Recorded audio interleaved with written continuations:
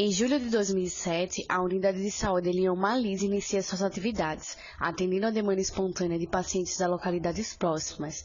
Em março de 2009, a unidade passa por uma ampliação, direcionando a unidade não apenas à demanda e sim à atenção básica de todos os moradores dos conjuntos Cidade Sorriso e Bela Vista 2. Atualmente, o posto de saúde conta com um pronto atendimento diário, serviços de odontologia, psicoterapia, serviços de estratégia e apoio à saúde da família, atenção ao paciente com tuberculose e ao pré-natal.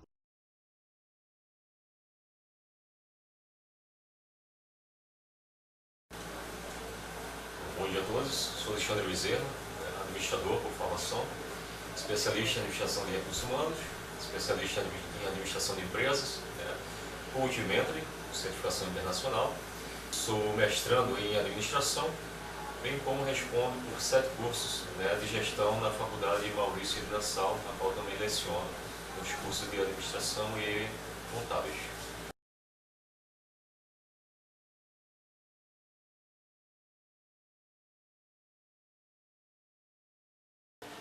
Ok, no que diz respeito à atenção que deveria ser dada por parte da Secretaria Municipal de Saúde, a gente ainda percebe uma limitação absurda. Mesmo sendo uma pasta muito complexa, a grande verdade é que não existe um acesso vamos dizer, mais assertivo por parte dos diretores de unidade de saúde a quem responde pela Secretaria Municipal de Saúde. Dessa forma, então, fazendo com que não exista esse contato direto, tranquilamente os serviços eles passam a ser comprometidos. Por quê? As nossas solicitações no sentido de bater as portas, bem como os memorandos, que possivelmente nos acalmam, vamos assim dizer, no sentido de estamos analisando, porém em um aguardo a perder de vista. E tranquilamente isso poderia ser resolvido no momento em que as pessoas responsáveis pelos cargos estratégicos saíssem de trás de seus birôs e, consequentemente, visitassem mais as unidades, como prometido, e bem como se fizessem presentes em outras situações de ações que verdadeiramente inserissem as unidades de saúde. Então, dessa forma, a gente consegue tranquilamente resumir dizendo que a relação Unidade de Saúde e Secretaria Municipal de Saúde ela precisa ser um pouco mais estreitada.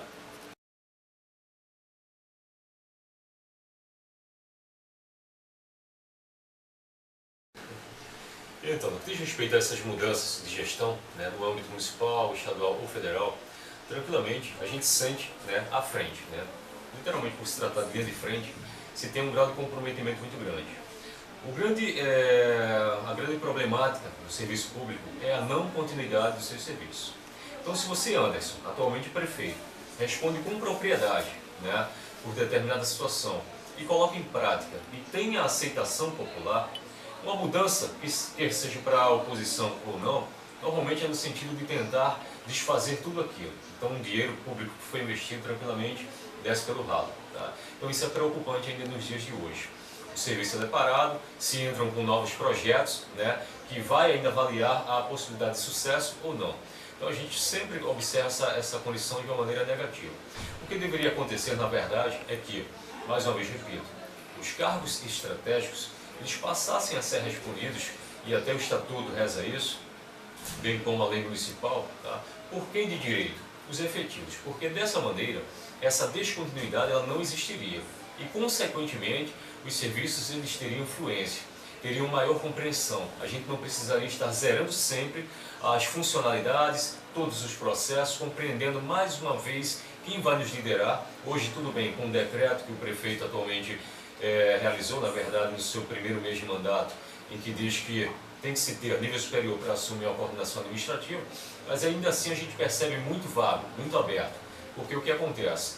Ali o Marlins, com todo respeito aos profissionais que por aqui passaram, a gente conseguiu compreender de janeiro do início dessa gestão até a data antes da nossa chegada, 2 enfermeiras respondendo pelo cargo. Então, assim, com o máximo respeito à profissão delas, mas existe a história de cada um no seu quadrado. E quando a gente fala de gestão, a gente não pode comprometer os processos, porque tem toda uma gama de funcionários da qual a gente tem que responder por eles, e principalmente os usuários que não têm que compreender ou não essa questão de mudança. Eles precisam do serviço e eles devem ser ofertados com a máxima qualidade possível.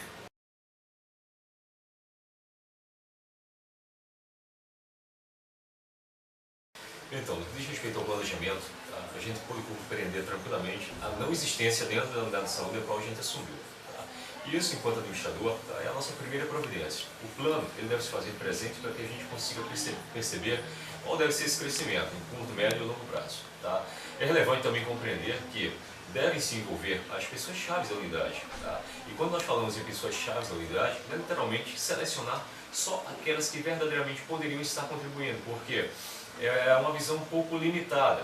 Tá? A gente tem pessoa a dividir higienização que tranquilamente, pelo fato de trabalhar há tanto tempo, pode corresponder com uma informação pertinente. Então, assim, é relevante saber escutar as pessoas certas para que esse teu planejamento ele possa ser executado com eficácia. Tá?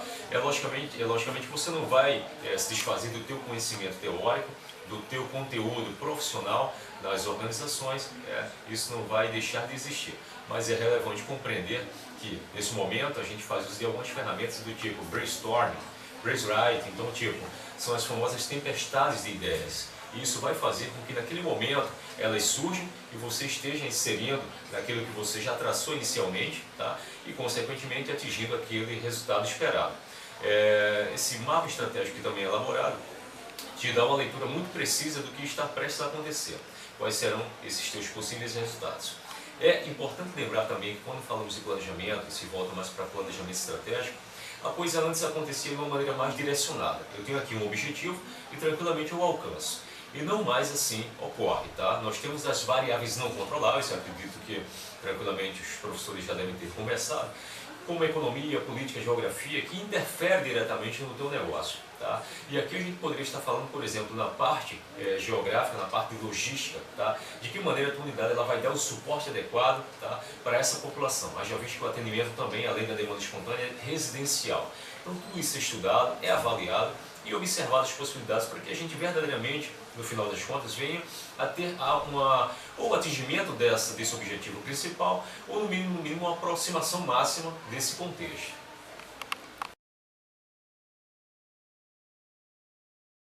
Nós compreendemos o contexto da organização de duas maneiras, né? E muito simples.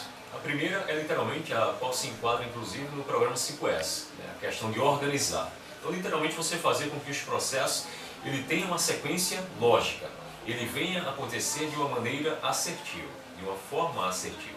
E, consequentemente, você não venha a ter os chamados retrabalhos e comprometer o teu grau de resultado. E em um outro momento a gente consegue observar a organização no sentido macro, no sentido literalmente institucional, empresa. Tá?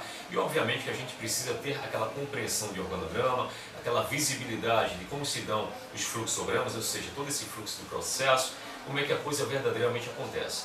O mapa de competências, as pessoas que verdadeiramente respondem por suas especificidades de função ou cargos, e consequentemente de funções ou cargos, e consequentemente todo um somatório para que aquela organização ela possa estar acontecendo.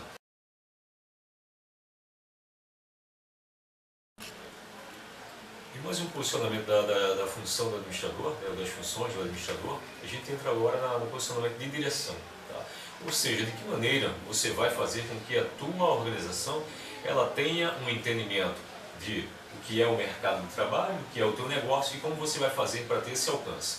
E isso a gente se posiciona em vários posicionamentos, em vários contextos. Né? Que vai desde a condição de market share, ou seja, esse ganho de mercado, como é que ele vai acontecer?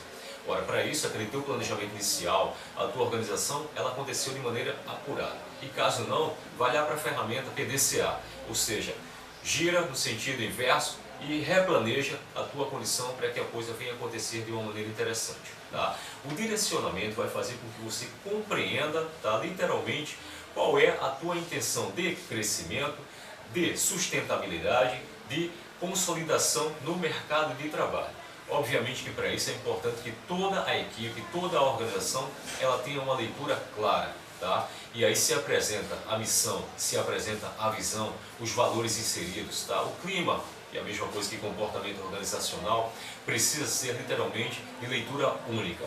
A partir do momento que você tem essa compreensão, fica muito fácil com a tua liderança, tá? Que em determinados momentos você vai precisar estar atuando de formas diferenciadas. Então tu vem para o liberal de forma autocrática, de forma democrática, tá? Então literalmente fazendo com que aquela situação desperte o momento, a forma como você vai atuar, tá? Então tudo isso vai fazer com que você venha a atingir aquele objetivo traçado anteriormente. Tá? Então não existe dificuldade, tá? Na verdade é questão de saber o que é a tua profissão, saber o que é a tua organização, as pessoas que estão envolvidas, como está o mercado de trabalho, de que maneira você quer se apresentar para esse público, tá? E consequentemente se obter sucesso. Não tem outro caminho.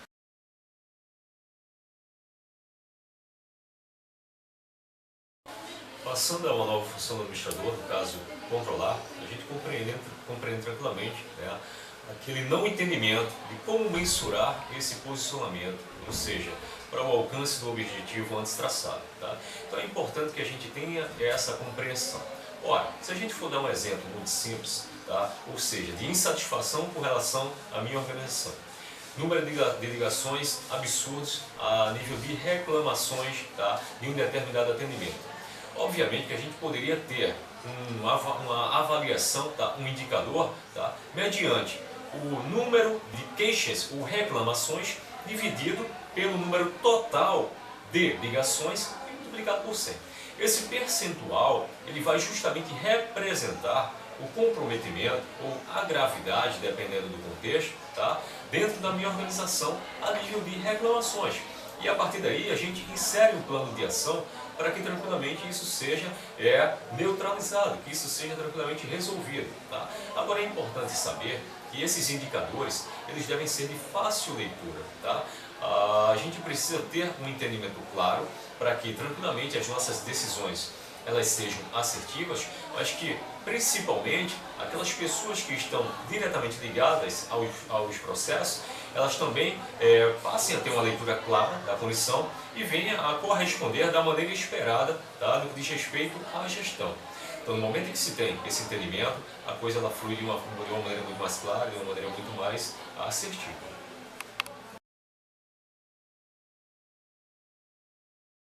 Por ser uma unidade de saúde, ela é regulamentada por todo o mundo de leis, sendo essa lei especificando cada serviço que a unidade ela presta aqui na comunidade do Benedito Bentes II. Cada portaria que passa no diário oficial é regulamentada e especifica diversas coisas, entre os funcionários que são direcionados aos setores aqui, entre a demanda ofertada, entre a quantidade de materiais se vão aumentar ou não, entre toda a gama de serviços mesmo. Entretanto, é observável diversas disfuncionalidades burocráticas.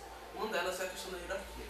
Este posto ele é gerido por um administrador, mas como é muito explanado em nossa pesquisa, é que muitos dos outros postos de saúde, ou até mesmo a Secretaria de Saúde, o mais alto cargo de hierarquia, ele não é comandado por um administrador, então por uma pessoa que tenha consciência de gestão, que saiba gerir uma organização. Muitos postos de saúde têm como diretores médicos, enfermeiros, ou então qualquer outra pessoa, até pessoas formadas em direito, mas pessoas que não têm conhecimento sobre a gestão pública. Então, isso pode trazer muitos problemas para dentro da organização. Baseando na própria teoria burocrática, nós observamos que a hierarquia é tudo. A última palavra se uma determinada ação vai ser realizada ou não, vai ser da pessoa que tem a hierarquia superior. E você, não tendo nessa hierarquia superior uma pessoa que tem conhecimento específico, que tenha habilidade para desenvolver os programas e tudo mais, você acaba meio que quebrando o ciclo. Porque por mais que tenha pessoas capacitadas nas áreas operacional e técnica, a parte estratégica, que seria uma das partes principais, ou a principal mesmo, ela acaba desassistida, porque não tem uma pessoa que tenha capacidade e responsabilidade lá. Mas também tem o caso que não quer dizer que isso venha a acontecer. Porque assim, por se tratar de uma organização pública, muitos dos funcionários estão aqui apenas por dinheiro. Então, assim, a função em si do cargo, eles não fazem. Então, assim, fica difícil até para o próprio gestor cobrar, para saber como é para não ficar descaracterizado em um excesso de poder, gerar uma intriga dentro do posto que o serviço já não anda. É aquela coisa, o diretor, o gestor, ele tem que ter uma capacidade de convencimento das pessoas que trabalham ali, para que elas entendam que o trabalho tem uma linha de funcionalidade, né? E que é fato que, por ser serviço público, as pessoas elas são muito mais tranquilas, né? Porque a cobrança é muito menor do que no serviço privado. Só que o gestor ele tem que ter a capacidade de motivar essas pessoas e de dar as condições necessárias para que elas possam desempenhar o seu trabalho de forma que a população realmente receba o atendimento que ela precisa. Porque é aquela coisa, por se tratar de emprego público, de seleção por concurso público, entende que as pessoas que estão nos cargos são as mais capacitadas possíveis que o mercado dispõe. Mas não é bem assim. Pois é, porque é o próprio despreparo, a má vontade de fazer o serviço. Você se acomoda numa situação onde a população em si, que deveria ser a mais atendida, perde. Outra coisa que a gente vê aqui é a questão dos arquivos, do espaço físico de armazenamento dos prontuários, das informações dos pacientes. Essa questão mais burocrática, aqui na teoria burocrática tem que ter essa questão da papelada, então tudo tem que ser registrado, tudo tem que ser normatizado. Então isso daqui mostra muito uma realidade que qualquer pessoa pode retirar qualquer documento daqui, então pode ocorrer uma inundação, pode ocorrer um incêndio e todos esses documentos podem sumir. Então, se isso fosse informatizado, seria muito mais prático e mais rápido, né, no atendimento. Então, quando o paciente chegasse aqui, já seria muito mais eficiente achar a ficha dele do que ir procurar nas caixas para ele ainda ser atendido. E a questão do espaço físico, né? O espaço que é ocupado por essa série de arquivos poderia ser usado para uma outra ala. Ou até mesmo ser a parte estratégica do posto de saúde, né? Nós temos computadores aqui, nós temos uma central estratégica mesmo do posto de saúde. Deve haver também a conscientização de todos os funcionários, porque assim, o posto trata de vidas, então não adianta o paciente chegar aqui numa situação grave e ter que esperar uma ficha, perguntar o que é que ele tem e ele passando mal a maior parte do tempo, que ele já veio de casa mal e tem que aguardar mais ainda para ser atendido. E a gente entende que essa situação só pode realmente ser melhorada partindo da conscientização de todas as pessoas que fazem parte desse processo, desse trabalho. Então, não adianta só o diretor ter o objetivo de fazer o melhor trabalho, o trabalho mais eficiente. Você não consegue passar a todos. E mesmo que ele dê os melhores motivos, as melhores ideias, que ele passe da forma mais eficiente, aquilo que deve ser feito, tem que haver uma proatividade dos médicos, dos enfermeiros, de todas as pessoas que trabalham aqui dentro. Em ajudar as pessoas. Em ajudar, no caso, de ter um objetivo comum. Já que é um serviço público, que durante aquelas horas de trabalho, ele deu o seu melhor, porque são pessoas que realmente precisam de um atendimento e dependem deles. Porque se não houvesse atendimento aqui, dificilmente eles vão ter atendimento em outro lugar. Então, se houver essa conscientização por parte de todas as pessoas funcionárias que trabalham aqui, com certeza, mesmo com os problemas que vão continuar existindo, a própria demora no atendimento, a questão burocrática, buscar sempre o melhor trabalho, a melhor eficiência, com certeza vai tornar o trabalho muito mais eficaz e o atendimento às pessoas vai ser muito mais eficiente.